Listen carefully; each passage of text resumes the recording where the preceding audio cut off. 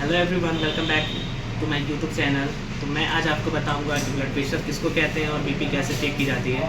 तो हमारे साथ हमारे ही हॉस्पिटल के एक स्टाफ हैं, मिस्टर साकिब। ये फार्मासिस्ट हैं हमारी तरह, और ये आपको कुछ बताएंगे जो इनसे हम पूछेंगे। बाकी जो क्वेरी रहेगी हम बिल्कुल एक्सप्लेन करेंगे उसको।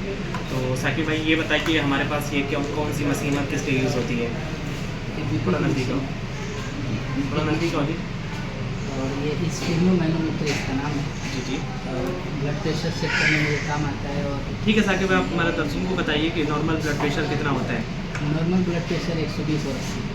जी, ओके। मैं बाकी चीज़ें बताता हूँ कि जो ब्लड प्रेशर होता है वो प्रेशर इन बिटवीन जो हार्ट के वॉल से जो उसके आर्टरी के ऊपर जो हार्ट के द्वारा जो ब्लड पंप किया जाता है, नॉर्मल भाषा में कहें तो उसको कहते हैं हम ब्लड प्रेशर।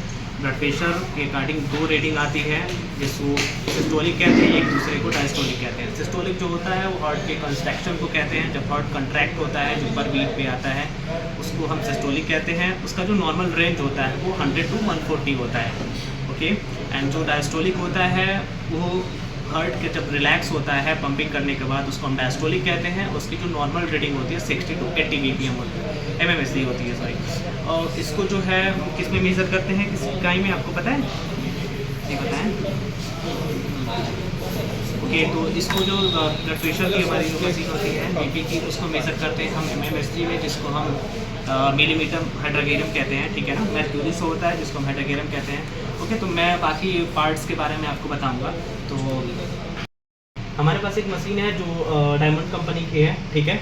और इसके कुछ पार्ट्स हैं जिसके बारे में आपको नाम बता दूंगा। यही जो हमारा मेजरिंग इकाई होती है जो ब्लड प्रेशर की, वो यही होती है, जिसको हम मिलीमीटर कहते हैं, ओके। और इसके अंदर 12 होता है जिसको हाइड्रोगेरियम कहते हैं, ओके। ये जो नॉर्मल रीडिंग रहती है, इसके अंदर जो गैपिंग रहती है वो 2 mmHg की रहती है, ओके। नाउ थिंक, अगर हम 140 और 150 के बीच में देखें तो टोटल हमारा 5 पॉइंट होता है, ओके।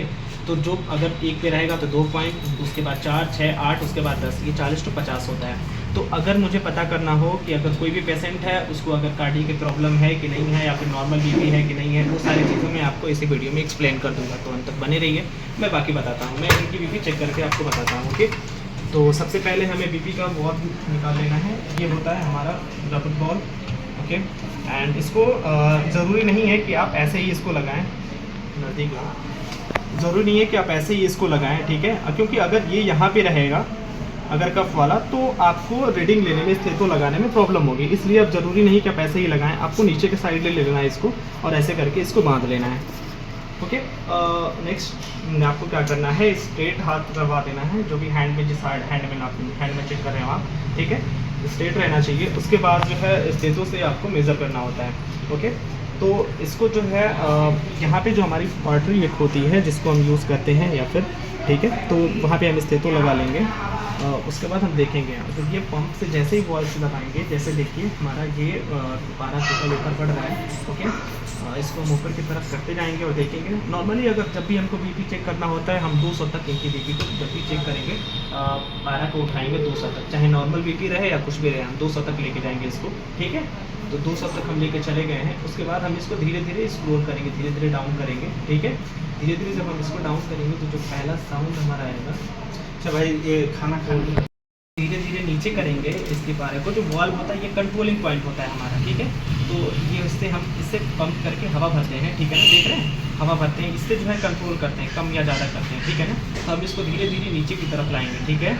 हमको यहाँ पे 2 साउंड सुनना, एक पहला साउंड जहाँ से वो साउंड स्टार्ट हो रहा है, देखिए आप ऐसे भी अंदाज़ा लगा सकते हैं, यहाँ से पारा हमारा अप डाउन हो रहा है, ठीक है ना। तो जहाँ से पारा का पहला साउंड आएगा उसको बोलेंगे हम सिस्टोलिक, ठीक है। और लेट्स जो दूसरा साउंड आएगा उसको बोलेंगे डायस्टोलिक। तो हम मेज़र करेंगे कि पहला साउंड हमारा कहाँ से आया। तो इनका पहला साउंड अगर 120 से आया, ठीक है, तो दूसरे साउंड के लिए हम वेट करेंगे, और दूसरा साउंड हमारा अगर 80 पे आ रहा है, ठीक है, तो वो बिल्कुल नॉर्मल ब्लड प्रेशर कहा जाएगा, ठीक है।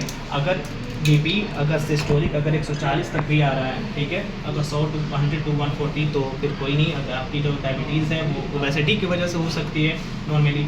अब क्या होता है कि बहुत सारी चीज़ों में अगर हाइपरटेंशन होता है तो उसका मतलब क्या होता है, हाइपरटेंशन में होता है कि बीपी अगर 140 के एबव सिस्टोलिक रहता है, okay, and diastolic 100 to above, तो उसको बोलते हैं हम हाइपरटेंशन। हाइपोटेंशन बोलते हैं जब 82 अगर डायस्टोलिक हमारा ब्लड प्रेशर रहता है, अगर 80 से नीचे रहता है तो उसको बोलते हैं हम डायस्टोलिक। तो हाइपोटेंशन।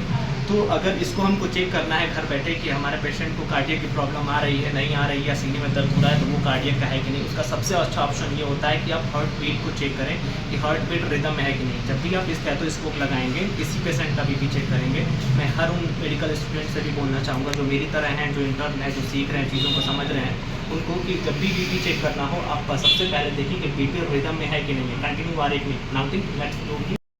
ठीक है, मेडिकल के जितने स्टूडेंट हैं या फिर जितने भी लोग इंटर्न हैं मेरी तरह, उन सबसे मैं कहूँगा कि बीपी चेक करें जब भी, तो उसमें एक चीज़ देखिए कि पल्स रिदम में है या नहीं है, कैसे पहचानेंगे।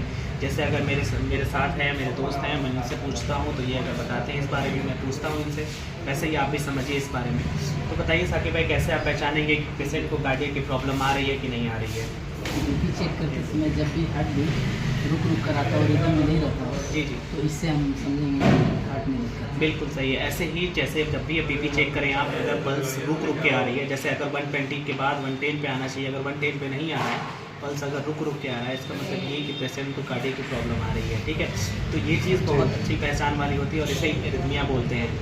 ओके, एरिथमिया का मतलब यही होता है कि पल्स अगर तुरंत आई, फिर मेज़र करी, फिर उसके बाद रुक गई, तो पहचान होती है। हर उस लोगों के लिए, जो लड़के जो इंटर्न हैं, जो इस बारे में जानना चाहते हैं, उनको ये चीज़ बहुत अच्छी है कि वो ऐसे ही पहचानेंगे कि बीपी अगर सही भी है या फिर नॉर्मल भी है, तो पेशेंट को कार्डियक की प्रॉब्लम है कि नहीं। अगर रिदम में नहीं आ रहा है, अगर रुक के पल्स आ रहा है, मतलब श्योर है कि आपको पेशेंट को एडवाइस कर देना है या फिर अपने सीनियर को बता देना है कि पल्स रिदम में नहीं है, हमको ईसीजी की ज़रूरत है।